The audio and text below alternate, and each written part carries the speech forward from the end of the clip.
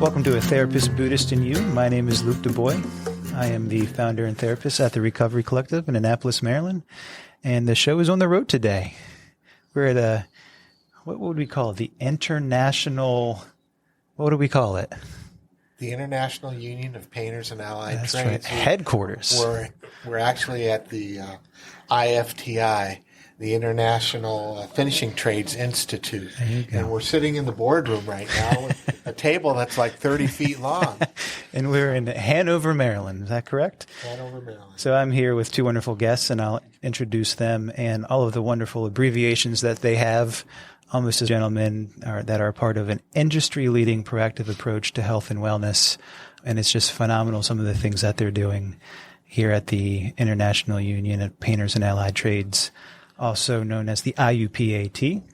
Right now, in the building and construction industry, the construction trades is a challenging career. There is a high productivity demands on the workforce to meet deadlines and working conditions that can often be in extreme danger if strict safety guidelines aren't followed. Yet, there are other risks construction workers face in the industry, specifically suicide and substance use disorder. So let me go ahead and introduce my fine guests today. We have Mike Hines here with us. He joined the District Council 5, Local Union 1238, on the International Union of Painters and Allied Trades. That's hopefully the last time I say that, and I'll just say IUPAT in Seattle. In 1978 as an apprentice for in-floor covering, and worked his way all the way to most recently to retirement. Is that correct? That is correct, yeah. Yes. So he's still active in his retirement. And Mike Hines kickstarted the IUPAT Helping Hands Initiative. Welcome, Mike. And we also have, to my left, Chris Scheiblein. He has been working as an employee assistance professional, the EAP, since 2006. He started as a peer counselor at the Allied Trades Assistant Program, ATAP, in Philadelphia, and soon transitioned to the clinical coordinator position in that same organization. Prior to his work as a union EAP, Chris was a member of Local 1 bricklayers and allied craft workers in both Pennsylvania and Delaware, where he worked on prominent building trades, masonry, restoration products, and now holds the position of director of the IUPAT Helping Hand program. Hey, Chris. Hey, Luke. How you doing? Thanks for having us. Absolutely. Well, thanks for allowing me to come to the headquarters here and talk about something that I think is not just industry leading, but proactively, foundationally powerful in terms of what I hope other unions and other industries can really do to help the people that work for them. Let's start there. Let's briefly explain what the IUPAT Helping Hands Initiative is and why it's important and what we're doing here. Well, initially, Luke, about 2015, 2016, when the opioid epidemic was in nearly its full throes, we recognized that something needed to be done. We were in the IUPAT. There were suicides, as you had mentioned. It's a challenging industry for all our crafts, and we knew that we needed to do something. And that year in 2017, we determined that we were going to hold a workshop at our Finishing Industries Forum in Las Vegas.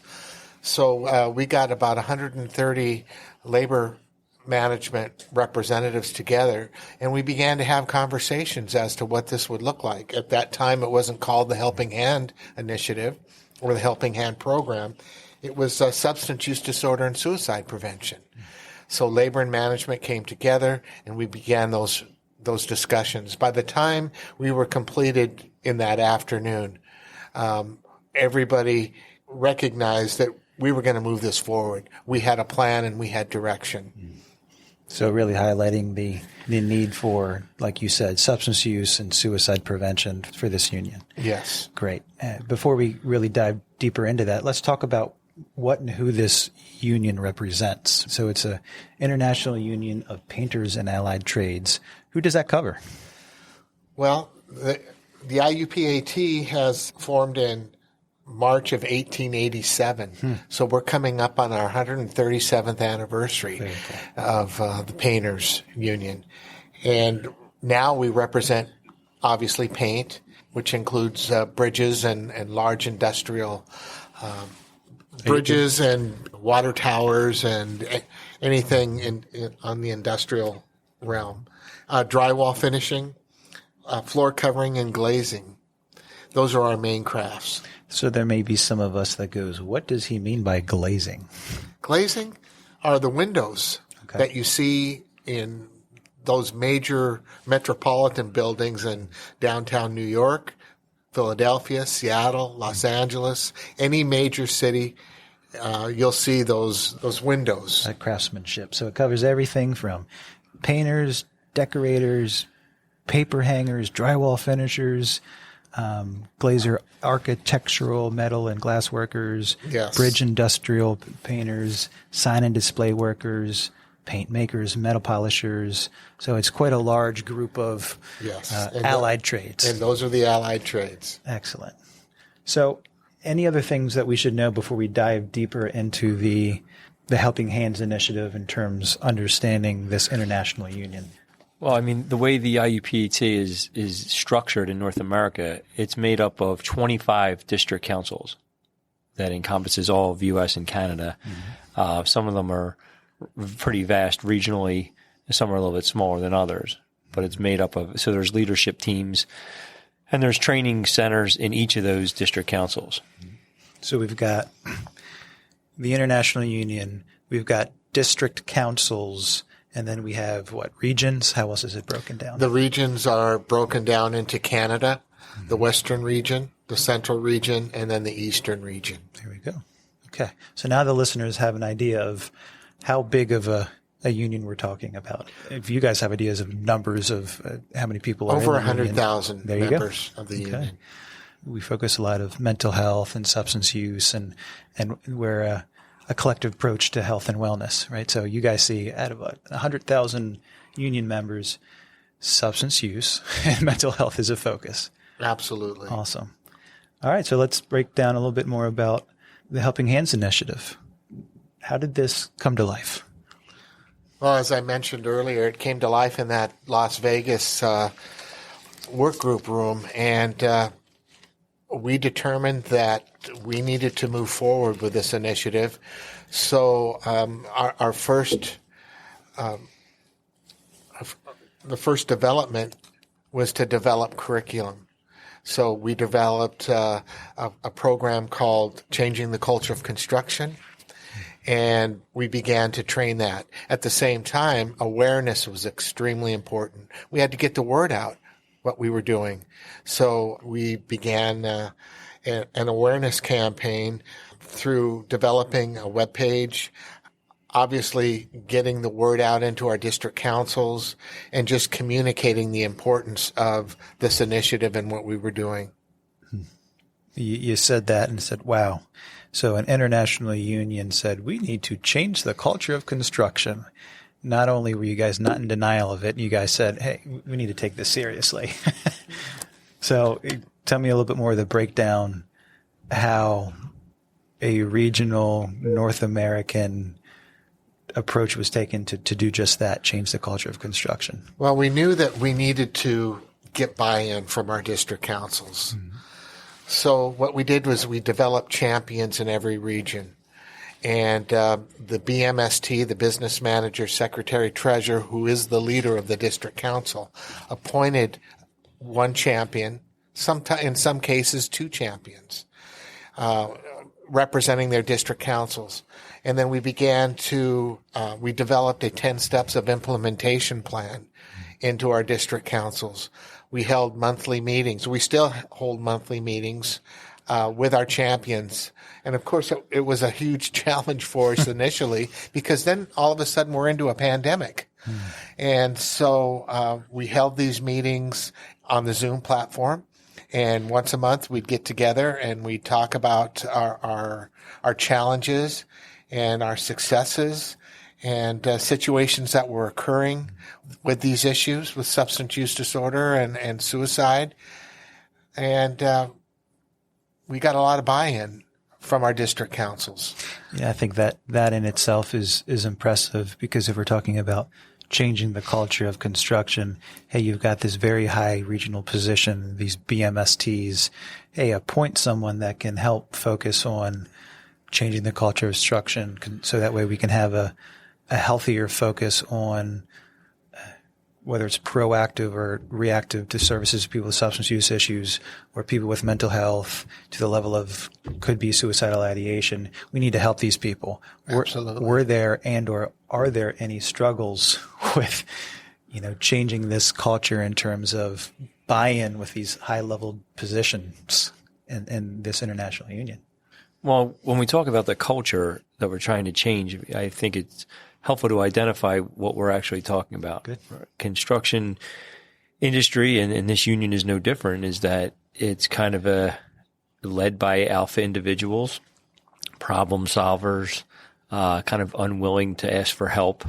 These are some of the characteristics, right? The old school thinking of asking for help is weak. Mm-hmm. So these are some of the mindset that we deal with within the membership and the leadership.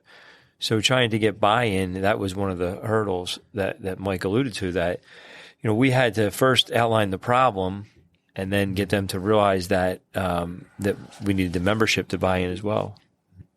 At the same time, as we were doing this, situations were occurring in our district councils.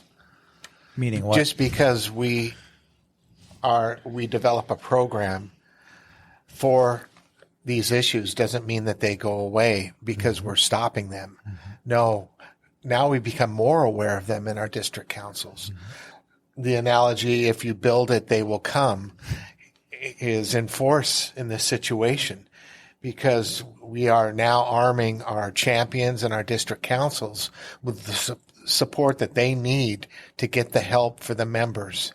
And in some cases, the staff of the district council. Mm-hmm. I mean, no one is immune to these situations of mental health and suicide and substance use. So, we just continue to move it forward, and with that, more and more situations come our way. Mm-hmm. So let's highlight more of the what that entails in terms of changing the culture. Chris, you're beginning to talk about what that means, the alpha male. So kind of paint the picture of the old school, new school culture change that you guys are hoping to not enforce, but create conditions for. Right. So, through the helping hand, there's a three-pronged approach. We'll talk about that first. It's more of like the messaging, right, which would be how to communicate, constant awareness, constantly talking about these issues, constantly giving statistical information, trying to break down the stigma. And the word stigma we've been talking about for 15 years, but it's still present. So by normalizing the conversation around substance use disorder and mental health, it breaks down stigma and continues to bring awareness. So the messaging is done through electronic and paper means, journals, newsletters, websites, things like that. And then there's the training and education piece, which is peer support. And there's different things, different mental health courses, again, to bring awareness, but to educate people. There's a lot of ignorance around mental health and substance use disorder. A lot of people think it's a control issue, and they really don't understand the brain mechanisms and things like that go along with it. And the last piece is the resources. If people are willing to get help, where do they go? Who do they call? What's that process look like? That can be a very cumbersome process, very confusing with insurances and who to call, what level of care to go into, things like that. So having those numbers direct so they can get efficient and effective care is a huge piece of this. This seems like a very tall task. and what I mean, I think no one's in denial here, whether it was a construction field or our culture in general of, put on your bootstraps. No, you don't have a problem. Oh, you're using, turn a blind eye, denial, stigma, you're getting help. No, for what? Mental health. So how are you guys doing that? One of the first things that we had to do was build trust. Okay. To let others know that this is what we are doing through that awareness plan that we first developed. And that has taken place. We have trained, well, again, the pandemic affected us in being able to come here to Hanover to do our training. This location here is where Train the Trainers take place. So we bring in trainers from around North America. They take the information and the training received, and they take it back for their specific crafts to their regionals, to their districts, to their district councils. And obviously, during the pandemic, that was a challenge. So what we had to do is we had to shift gears and use the Zoom platform. And I would say on the Zoom platform, we did Changing the Culture of Construction probably about 6 or 7 times during the pandemic. And then also at that same time, we were in the process of developing peer supporter training, which we are here this week to do. We're in the middle of a class, which will be concluded tomorrow. When you're teaching a class on changing the culture of construction, or training or giving a class on peer support, what does that entail? One of the main aspects of this training is we're trying to instill empathy, compassion, and improved communication. There's some of the main emotional, I guess, skills, soft skills they call them, that we're trying to instill in people because, again, the old thinking, there's no time for this. There's no compassion for people that struggle with any kind of these issues. It's perceived as a weakness. You got a job to get done. You're on the work site. All that narrative Deadlines. is a big part of the problem, right? And aside from that, we're trying to get members to our leadership to have active listening skills and build rapport with their members, because we feel as though if you have a rapport, you feel comfortable, you feel part of an organization, you have a rapport, you feel connected, you might be more willing to reach out for help if the problem arises.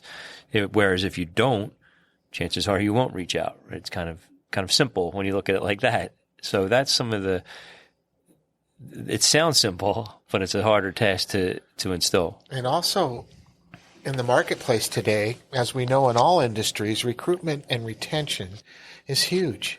And in order to recruit and retain members, we need to take some of those skills and we need to utilize those and make it a welcoming atmosphere for our members to want to come in and want to work in a positive atmosphere where there's a lot of benefits to working for any union. Mm-hmm.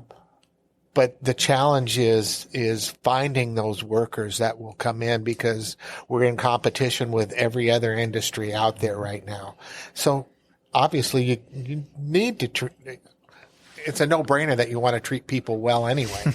But at the same time, in the challenges that the construction industry faces, being the largest, being next to the military, being the second most industry that faces these issues. We need to do mental health, suicide, and substance use. Mm-hmm. We just need to do a better job. And how do you guys bring people here in terms of train the trainers? How do you get them to buy in? Do people come here and go, they volunteer, oh, I want to change the culture of construction with you? Are these people that are change agents that are like, I'm motivated to do this? Are these people that are voluntold, and then while they're here, they have a change of heart and have compassion? How does that happen? It's probably a combination of all the above. But it does start with a leadership commitment. This starts with a commitment from the top. Our general president here is Jim Williams Jr., who showed a strong commitment by hiring a director just for this program.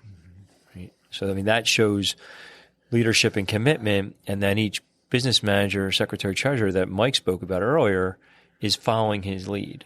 So they assigned individuals from their staff to come to these trainings. Mm-hmm. So it could be somebody has a vested interest because of personal reasons. It could be an instructor. It could be both. When I say an instructor, an apprentice instructor, it could be somebody on the leadership staff of a business agent or an organizer. These are folks that represent the union membership in their council. in the field on jobs and things like that. But they deal with the membership constantly. So they have a lot of face-to-face interaction. So they get calls concerning these matters all the time. So to have education surrounding these topics is important. Can you guys break down a little bit more of what the changing the culture of construction training is compared to the peer support training and what the intent behind those courses? There's some overlap in both, I would say. Changing the culture, they both have to do with the things I spoke of earlier as far as empathy and compassion and the active listening, those things. The peer support is a little bit more how to handle somebody in a crisis, what to do with those exact calls, give them the direct resources. The changing the culture is more organizational. In other words, some of the stuff I talked about earlier with like the promotional activities, getting the word out, whether it be marketing materials, that kind of thing. It's all connected. You change the individuals one at a time. You change the culture. If they gain insight and awareness to their own behaviors and biases and things like that, but we also do a good job, hopefully do a good job of a marketing campaign around this to get the word out. So it's kind of hit from both angles, if that makes sense.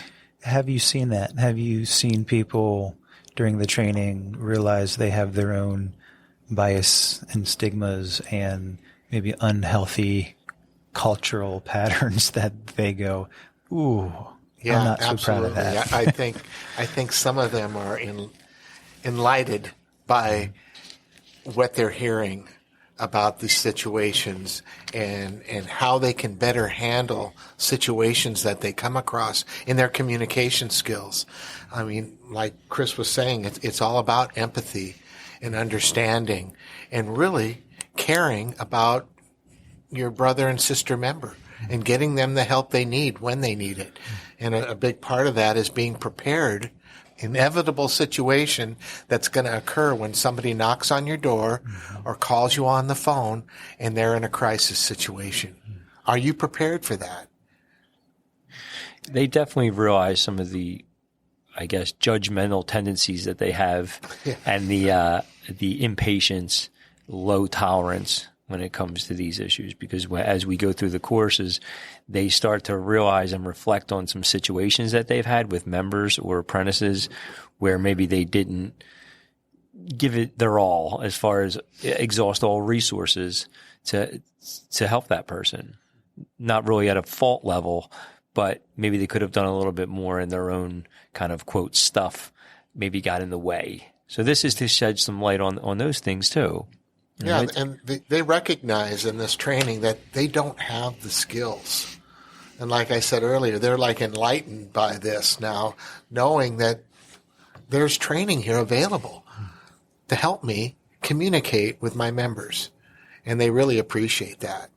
I imagine that there can be very small blinders on in terms of why is this apprentice or someone that's working in the field that's not doing a good job, and it must just be because they're an addict or they don't have good work ethic or whatever it is. And sometimes I imagine in some of these trainings you're opening the ability for them to explore, well, these people aren't robots and they have lives outside of here, and it could be grief from a family member. It could be a relationship issue, a recent divorce, and that can lead to some stress and need for some support. Among the substance use things that we often see, and it's an epidemic in the States, but I imagine in the construction industry it's relevant too. So what about the substance abuse piece and how that's affecting the industry and your guys' approach in terms of the Helping Hands initiative? I mean, I think construction's been mostly, it's known as a work hard, play hard. Part of the culture? Part of the culture, right. So a lot of that has definitely improved because of safety issues and things like that. So that's definitely lessened. But people are still self-medicating. They're still getting caught up in we don't have any sick days or vacation days. You have to work hurt. Pain medication definitely comes into play with that. Yeah. I need that paycheck. So if you're not having an honest conversation with yourself about some of that, you could end up on down a scary road. and people self-medicate for other issues, right? That's a very layered question, complex question, but it's something that we're trying to address too. And we're trying to make connections that a lot of this, like I just mentioned, the self-medicating, some of this is underlying issues. People that have alcoholism and things like that, there's something else going on. A lot of it is about the insight. We're trying to provide insight to people. They can start looking at themselves, and the introspection is huge. So let's talk about some of those resources. What do they have access to?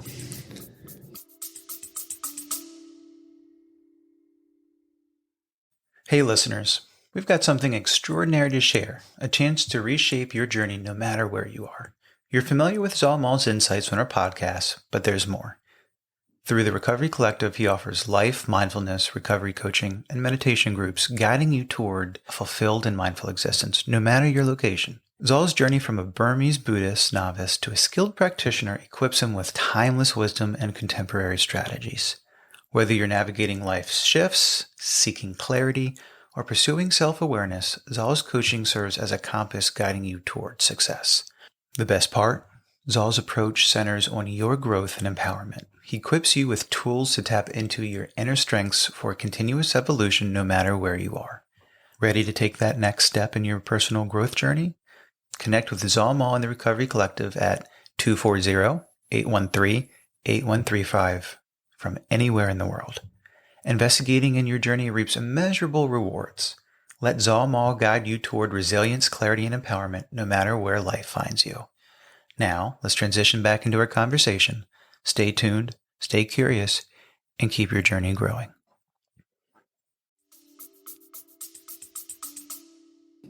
Most of our members have a commercial insurance, so there is help through there. There's quality treatment centers and providers all over in a network.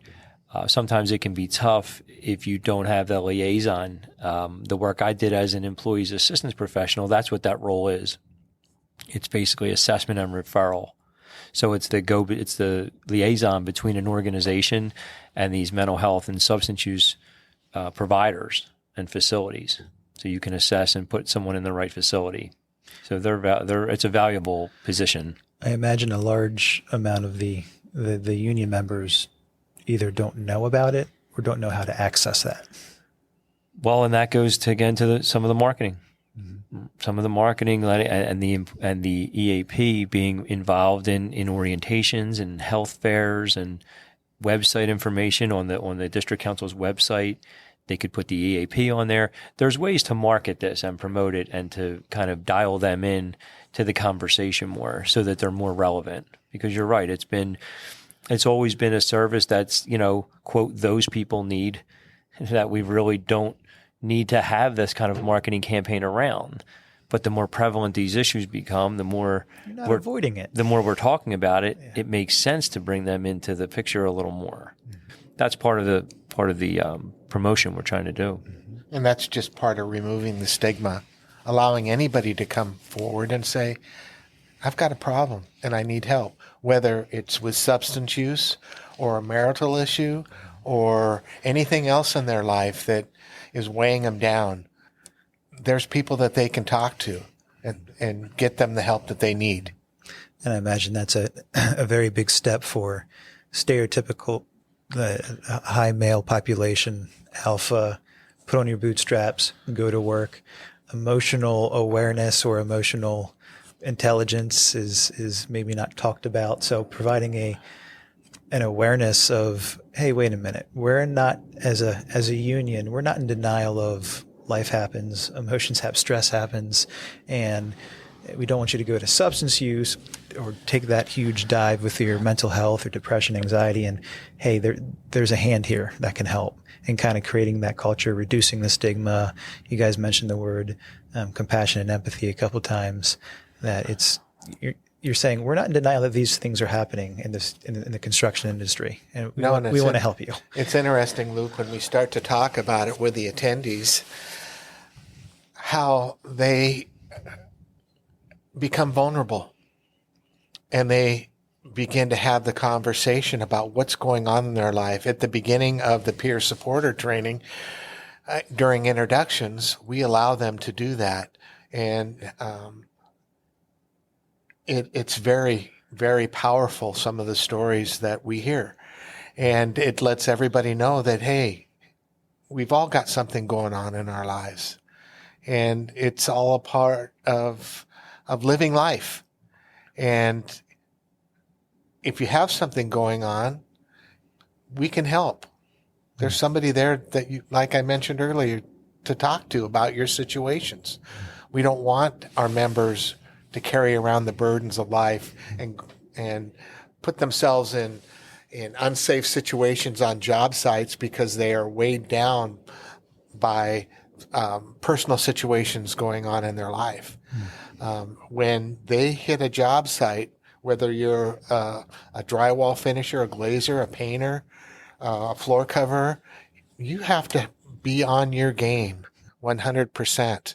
There's no excuse to not be on your game and put yourself or others at risk.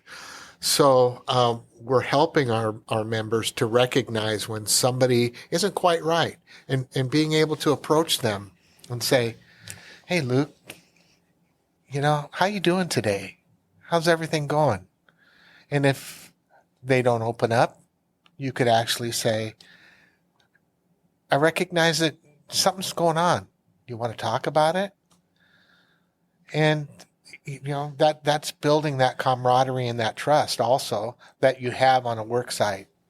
Yeah, I imagine those, training the trainer things where you say that they get really vulnerable. It's almost like, hey, we're creating the conditions, we're setting up a floor, a safe place for, we're going to help you help other people. And all of a sudden they get vulnerable, and it's a trendsetter for them to go, hey, I can tell them a little bit about myself and my journey, and whether it's my recovery journey or emotional, struggles or my childhood history was rough. It sets a vulnerable situation. We've heard some of those stories, haven't we? Yeah. Chris, what's been your experience with training sessions the alcoholism, substance use, and mental health is so widespread that everyone is affected by it. When I did a training, we used to ask people, who in here has been affected by an overdose? A show of hands. I don't even do that anymore, honestly, because it would be the whole room. Yeah. So if you're affected one way or another, you're on this journey with behavioral health issues, whether personally, in your immediate family, your neighbor, a coworker, there's somewhere around you that you're dealing with this. So a big piece we talk about is healthy coping mechanisms, because in this culture, sometimes the coping mechanisms haven't always been that healthy. So we're trying to bring that to light too. How are you handling these things? Because everybody's going through something to one degree or another. And that comes out in there. Some definitely more serious than others, but that's really, the severity of it isn't really what we're talking about. It's the opening up and just being able to identify it and actually go forward in a healthy way with it. What it becomes is an aha moment for especially a lot of our trainers who are dealing with apprentices in their classes every day. And I'm sure many of them are thinking back to how they've handled certain situations and knowing that they could have handled them a little bit better. And we're bringing up some scenarios that they can actually reflect how they're doing things and how they could do things better.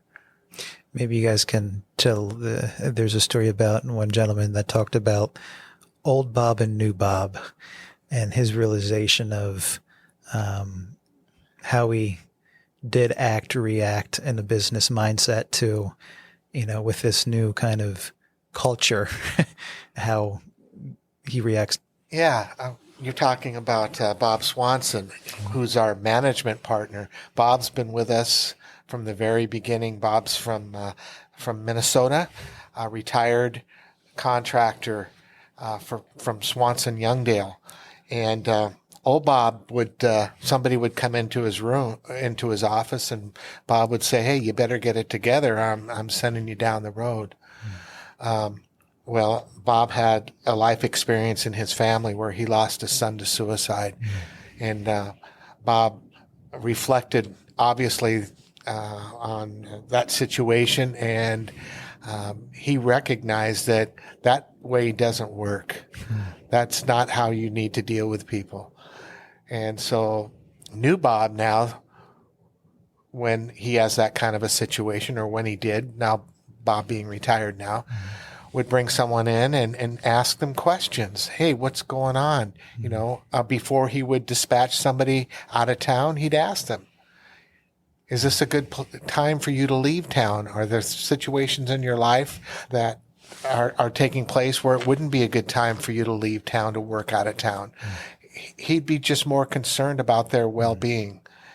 And that's really important for all our contractors to really understand that rather than just dispatching somebody out without considering their needs and what's happening in their lives, I think it's really important to take a look at that.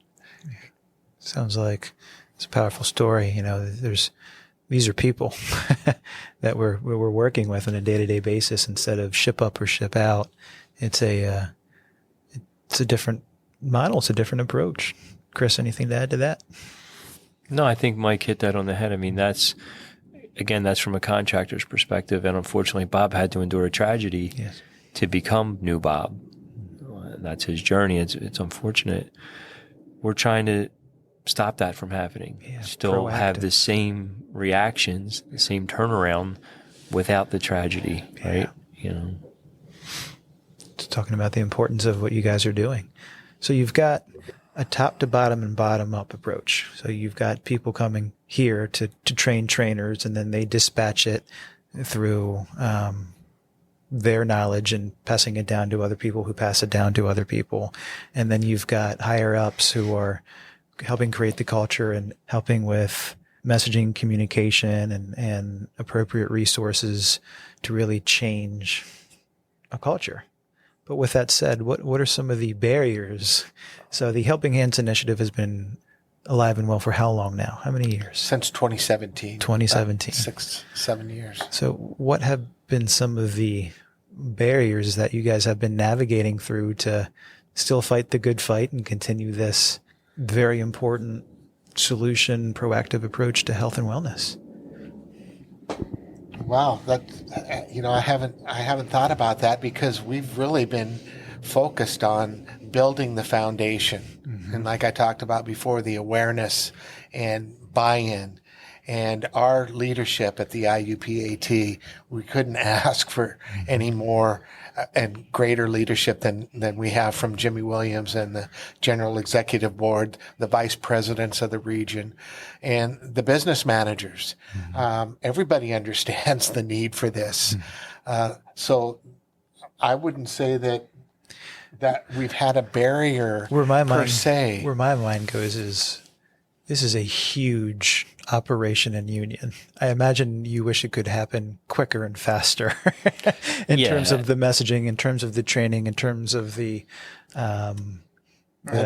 Yeah, you're absolutely right, because before Chris was on staff and I was working with Bob on a weekly basis, and there were times when I felt that we weren't moving fast enough. And Bob and his ways of wisdom would always remind me, Mike, look what we've accomplished here. Look at the foundation that we're building. Look at how we're in the district councils. We've developed champions. We're having monthly meetings. We're doing everything the right way. We're not going to build Rome in a day.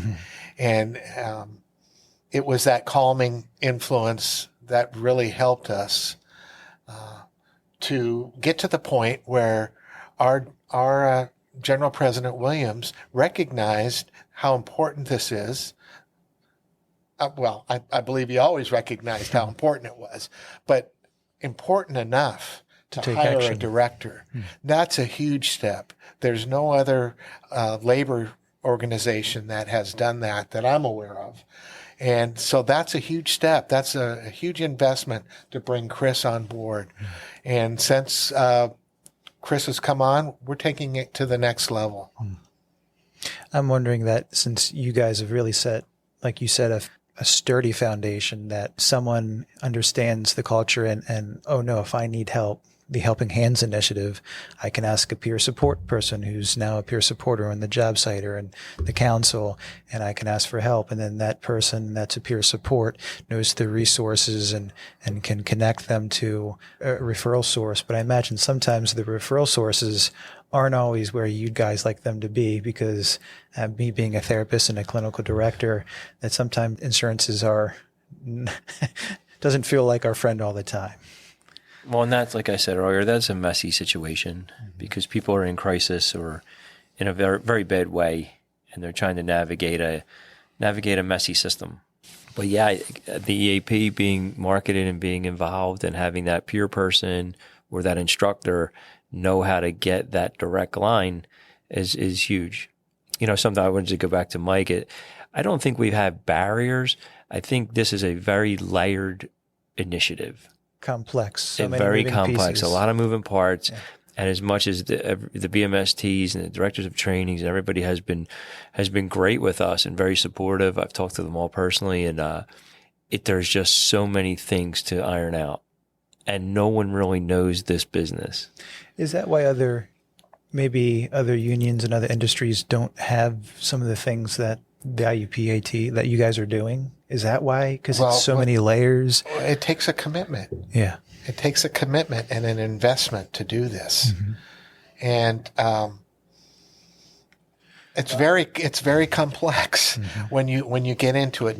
As we mentioned earlier, no other organization, I don't know of even outside organized labor, who is doing what we are doing. Not to blow the horn. Sure. But that's why I'm here doing a podcast with you guys. I'm impressed. It's really important. It's a collective solution to health and well-being, and a gigantic union is going, we need to make this a priority for our union members. And that's the word. Priority. It needs to be a priority. Yeah. It needs to be a priority, and they've made it one. I don't know what other organizations are doing, but getting everybody aligned. I think to answer your one question, as far as I think it falls apart because when you get in the weeds of this, it gets difficult. Yeah. And you have to have individuals that know how to navigate. I think a lot of people have awareness initiatives and that kind of thing, and maybe a 10,000 foot view. But when you start getting lower and start drilling down into the details, it gets complicated. Kind of like, okay, let's talk about the 10,000 foot view. Yes, there can be insight, there can be some education, but if that's not followed with action and proactivity and protocol and culture change. And mostly consistency. Consistency and momentum. Mm-hmm. I think a lot of initiatives, start out they have great intent, and they're really off to a good start. But if it's not followed by more intense action, more intense education, changing it up, because this has changed the environment, the behavioral health environment has changed from what drugs, from statistics, from overdoses, since Helping Hands started. So we have to be ever changing with this as well. And I think that's where people get kind of bogged down and things just kind of, it has to evolve. Kind of just fall apart. Yeah. So, how about some success stories? How has the Helping Hands Initiative, the whether it's the peer support or the access to services, give us some success stories. We've had some champions. And a champion is? A champion is a person that's championing the district council with these issues, in awareness, in support to the members, going into the local meetings, talking about the Helping Hand Initiative, making themselves visible to have the conversations. We've had, and the membership is coming forward and talking with the champions. We've had situations. So a champion is like a change agent leader in a regional district council. Yes. Great.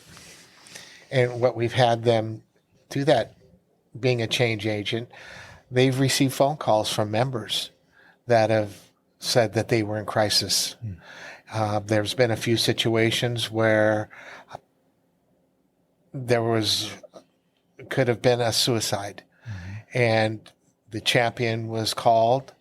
In a few situations, it was the middle of the night, and the champions received the call, went to the member, sat with the member, stayed with the member, helped the member get services, and obviously we consider that a win when we can get those services to our members, and then they can get the help that they need to be restored to wellness. You save one life, it can be worth it. Man. Yeah, I mean, aside from the individuals being helped because of the resources that are put in place, every organization every district council, that has implemented something that we suggested is a win, right? Every one of them that was willing to send out a letter, change their website, start a recovery meeting in their council or whatever it was, all from the business manager's direction and leadership, that's a win. It wasn't happening before. So in my eyes, from the organizational standpoint, that's a win. Covered a good bit so far. Where do you guys see the Helping Hands initiative in this union going the next 2, 3, 5 years? The way I like to say it is, in a perfect world, if you were to wave the magic wand with no barriers, limitations, where would you like to see this in the next 3 to 5 years? I'd like to see training in all our apprenticeship training centers. And for the listeners that don't know, the apprentice level is what? The apprentice level is first, second, third year coming into the trade. When they come in the first year, generally they're green. They may have a little bit of experience, but they come in without much experience in the industry. And they just continue to be trained, and they work in the field and receive on-the-job training also. And what kind of information training would you hope they would get? From Helping Hand? Yeah. Well, the magic wand. Dream big. Well, in some of our district councils, we are training in the apprenticeship levels. Over the last couple of years, we have trained in mental health first aid, and over 600 of our leaders in our district councils have received mental health first aid and received a 3-year certification for that. I believe that needs to be taken down to the apprenticeship level, and maybe at their last year of apprenticeship, take mental health first aid. If we continue to train our apprentices, that's where the change is going to take place over a period of 5, 10, 15, 20 years. All the training that we're doing with changing the culture of construction, peer support training, mental health first aid, will prepare them for those kinds of situations that are out in the real world and on the job sites. It should really start in the new member orientation. So that's their first time they come in. First time they're into the union, they're actually their first day. And throughout their apprenticeship, throughout the students' school time, they should be, from day one, they should be valued. They should feel like they're valued, like they're heard, like they're part of the family. The union is a family. They should feel like they're a part of. It goes back to what I was saying earlier about it, building a rapport with them so that they feel comfortable reaching out for help. I think that's the first thing that we need to connect with them. It's an emotional connection with the new students. And throughout school, we can give them more education, again, as far as resources, awareness. Then that does multiple things. It lets them know that the leadership is not paying attention to their issues and things that are important to them. And it shows that they care. They've aligned resources, and they have people in place, people and institutions in place that can help them if they have a problem. They're not looking to wash them out. They're going to help them if they have a problem or if they develop one. They're going to help them all the way through. And if they're supported, they feel that support. And Mike mentioned the word retention earlier. You're going to be more likely. Why would you leave that if you have a sense of belonging, right? It sounds like putting a strong emphasis on, yes, you're going to be trained on safety measurements to not hurt yourself and hurt others in terms of on the job training. But here, let's talk about health and safety and wellness at the first, second, and third year levels, which is affecting culture, which is affecting awareness, which is affecting proactivity. One of you guys used the analogy of the mask or the safety measurement with the old timers. If you implement those things in the first, that second, and third year, that becomes the norm. That becomes part of their culture. Mm-hmm. When I came through as a floor coverer on these commercial jobs, a floor coverer didn't wear a hard hat and didn't wear safety glasses. We didn't feel a need to. I mean, you're on the floor. What's going to fall on your head? When you're installing floors. But the safety culture changed, and it was required to wear hard hats, and we were faced with that on job sites, and we were hesitant to do that, and we talked about our hesitancy to the general contractors, and you're putting it nicely, I think. Yeah. you talked and might have used a couple expletives. Why do we need to wear a hard hat? Because that's the rules on our job site. Mm-hmm. So we began to do that. Mm-hmm. Culture, to wear hard hats, to wear gloves, to wear safety glasses. And now journeyman floor covers on job sites, they don't even think twice. It's just what they do without even thinking now. But our new apprentices are ingrained in a safety culture. From day one when they come in, that's all they're taught. That's what they're taught, the right way to do things, right? And they're always taught that way. We have the best instructors. They'll be taught the craft or their trade somewhat easily. The things that I think we need to develop are what they, and this term's overused these days, but soft skills and leadership and mentor and how to manage people.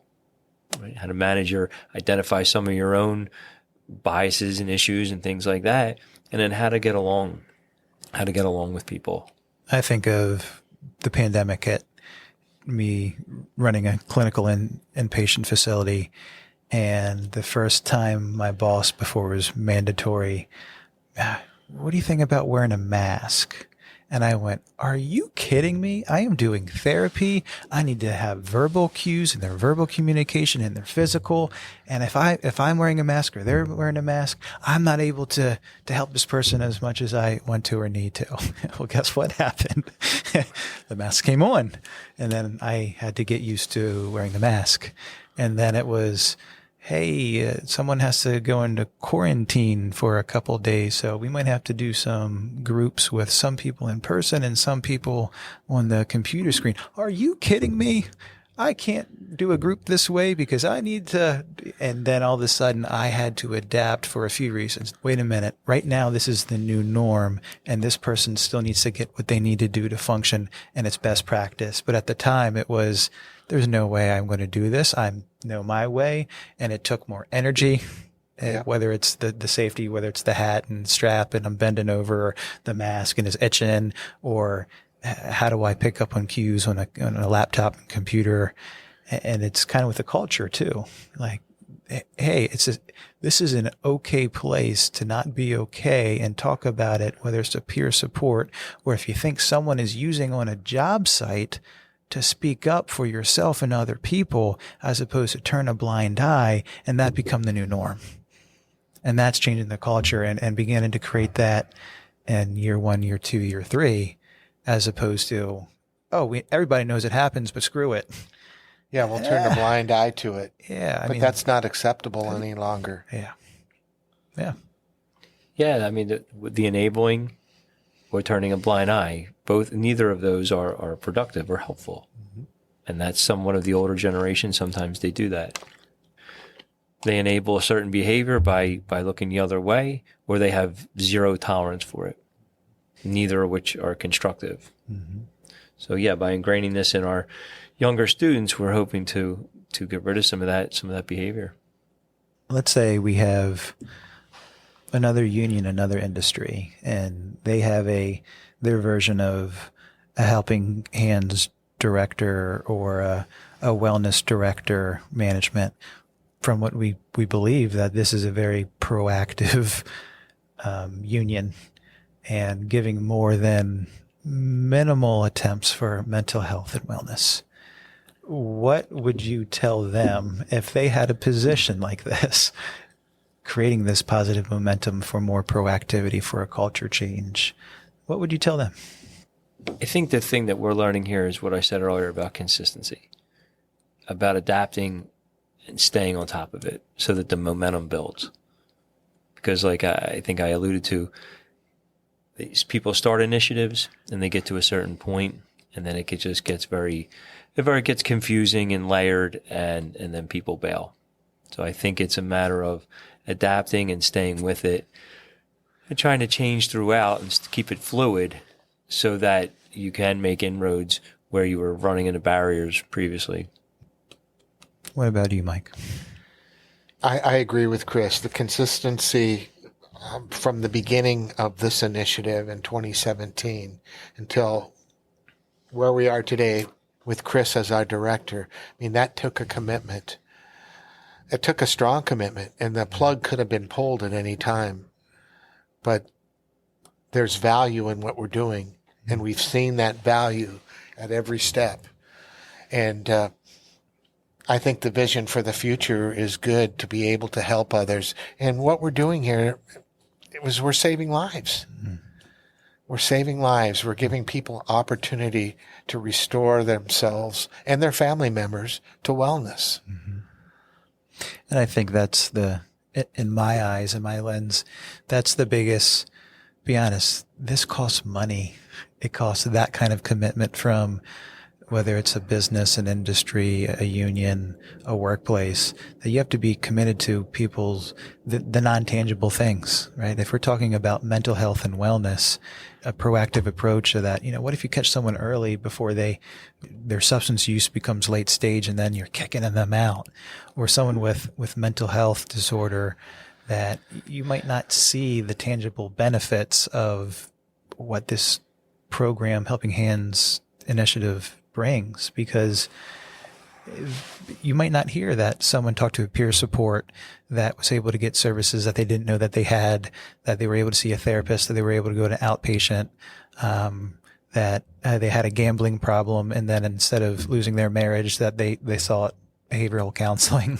Yes. That you might not see that tangible statistic, that people that are in charge of the money, they go, where's the proof? Where's the proof? So it can be really challenging, because you're right, there is a commitment behind this. We've had those conversations, Luke. Mm-hmm.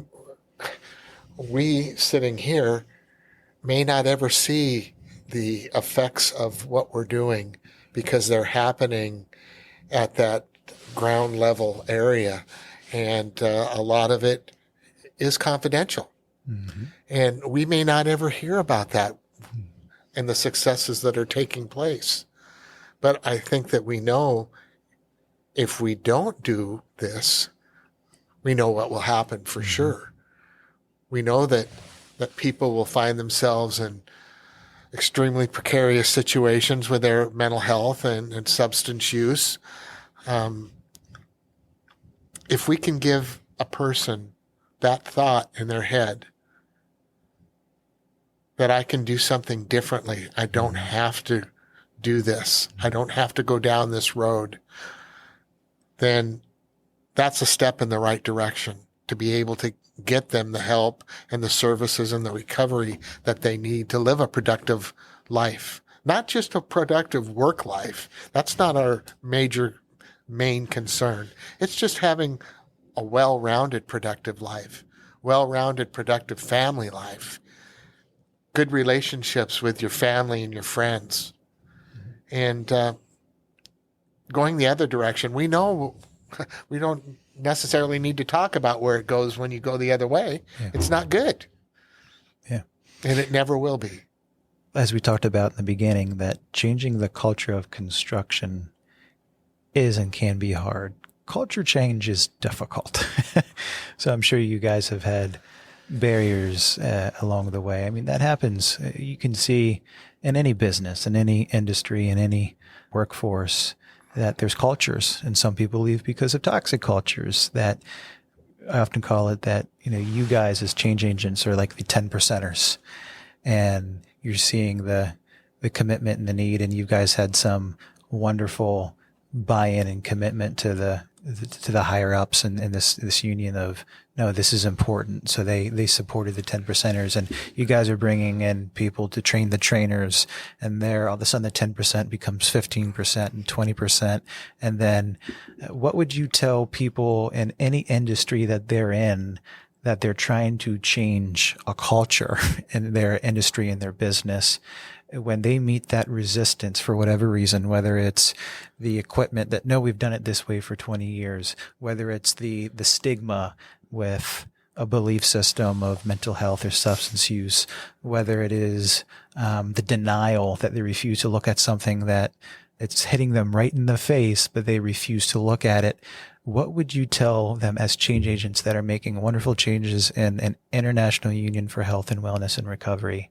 What would you tell these people that are dealing with that type of resistance to healthy change? You have to communicate. You have to sit down and you have to face the hard questions and situations that are happening in your businesses, that are happening in the world. This didn't happen overnight where society is with these situations. And we're not going to get out of it overnight either. But if we don't do anything, what's going to happen? Nothing's going to happen. We have to sit down and we have to communicate with one another. We have to look for solutions. We have to be solution minded to get out of this. And that's exactly why we're in the situation. That's why we are where we are today, is because we've looked at it. We've discussed it. We've had many meetings about the direction that we're at. And here we have a director of the Helping Hand Initiative to make life better for all the members of the International Union of Painters and Allied Trades and our contractors. Our contractors are extremely important to this initiative.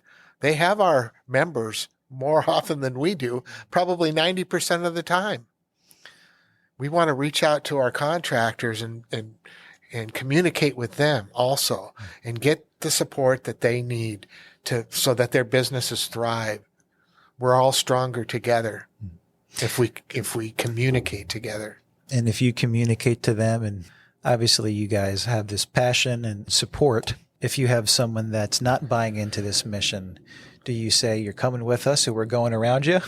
Do you communicate that? Because I think that's part of the resistance that a lot of people in the workforce or police force or whatever it might be. I don't think it's really wise to say that to people in that way. No. At each stage, wherever a district council is at in their journey through the Helping Hand Initiative, we need to be with them, focused on where they are in their journey. If they are doing over and above what our expectations might be, then we need to be there with them, because we can take that back to other district councils. If they're not doing what we think that we would like to see, we don't need to communicate that to them. We need to just be with them where they are and build on what they're doing. And if it means we're taking baby steps, then so be it. We'll do that. We'll get down with them where they are. So throughout the IUPAT in North America, we're going to be taking different journeys in each region and each district council of the IUPAT and work with them where they are. I don't think that we can do anything else. No, I mean, I think that's the best approach. If we continue to support them, it's inevitable that individuals are going to get help and that the culture will change.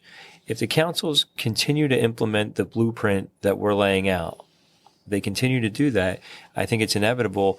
It's a tough metrics or a tough measurable, I guess, on success. But if they implement these strategies, there's no doubt in my mind that individuals will get help and eventually the culture will change. I know this is a large union, and if there's some union members that are listening that are hearing more of this message of the changing the culture of construction, the peer support, the whole Helping Hands initiative, and they want to become more proactive in this journey, how can they get a hold of you guys? I mean, they could go on the website. If they can get a hold of it, find out who their champion is in their council. That's one way to get, because of our monthly meetings, that's kind of where the information is pushed out from us, and we kind of do best practices on these monthly calls. So getting with the champion would be a good way to get the background and get caught up on what they've done in their particular council and what the resources are in their particular council. Yeah. So you're specifically talking about other unions then, correct? Let's say in this union, I think there's two things. There might be other union members that go, well, they might be inspired and they go, gosh, how can I reach out to you guys? And we'll do that at the end. But if there's IUPAT members and on the districts and they want to get more involved in this process, there may be someone in recovery. There may be someone that has gone through a crisis and have benefited from these services. How could they get more involved? Well, they can call their champion. In each district council, as we mentioned earlier, there's a champion. They can reach out to the district council, look up the International Union of Painters and Allied Trades, do a quick search on that, find the phone number, call the office in your district council area, and ask who your champion is, and ask to talk to your champion. That champion will get back to you. As we wrap up, I want to thank you guys for really taking an industry-leading proactive approach to change in health and wellness, both at a micro individual level and a macro kind of meta level in terms of at both ways. And it's very impressive. And thanks for being an example of change in health for a lot of people that need these services. So let's do this. If listeners reach out to you, there might be other people in, whether it's unions, industries, that may want to seek your guys' advice and counsel for some of the success and forward momentum you've had. How can they reach you? Well, I can be reached at mheinz@iupat.org. That's mheinz@iupat.org. Thanks. And Chris Scheiblein? Yeah, my email is cscheiblein@iupat.org. So it's CSCHEIB as in boy, LEIN@iupat.org. Great. Thank you so much for allowing me to come over here and see how you guys are making some wonderful changes. My name is Luke DuBois at the Recovery Collective in Annapolis, Maryland, and we'll see you next time. Thanks so much.